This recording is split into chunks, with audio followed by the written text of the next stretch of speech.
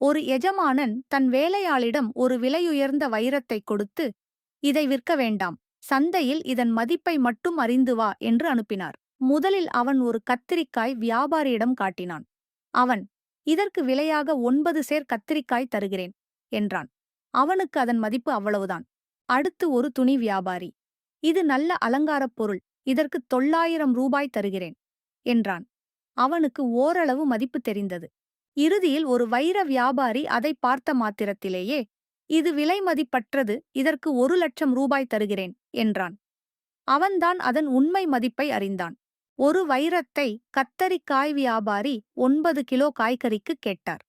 துணிக்கடைக்காரர் 900 ரூபாய்க்கு கேட்டார். ஆனால் அதன் உண்மை மதிப்பை அறிந்த வைர வியாபாரியோ 1,00,000 ரூபாய் வழங்கினார். குருதேவர் கூறுகிறார், ஒவ்வொருவரும் ஒரு பொருளின் மதிப்பை தங்களுடைய அறிவும் அனுபவமும் பொறுத்துதான் நிர்ணயிக்கிறார்கள். அனைவராலும் அந்த பிரிக்க முடியாத சச்சிதானந்தத்தை புரிந்து கொள்ள முடியுமா? ஸ்ரீ ராமச்சந்திர மூர்த்தியை வெறும் 12 ரிஷிகளால் மட்டுமே அடையாளம் காண முடிந்தது. இறைவனின் அவதாரத்தை எல்லாராலும் அறிந்து கொள்ள முடியாது.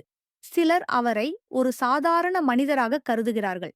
சிலர் அவரை ஒரு புனிதமான மகானாக பார்க்கிறார்கள். ஆனால் மிகச் சிலரே அவரை இறைவனின் அவதாரமாக உணர்கிறார்கள்.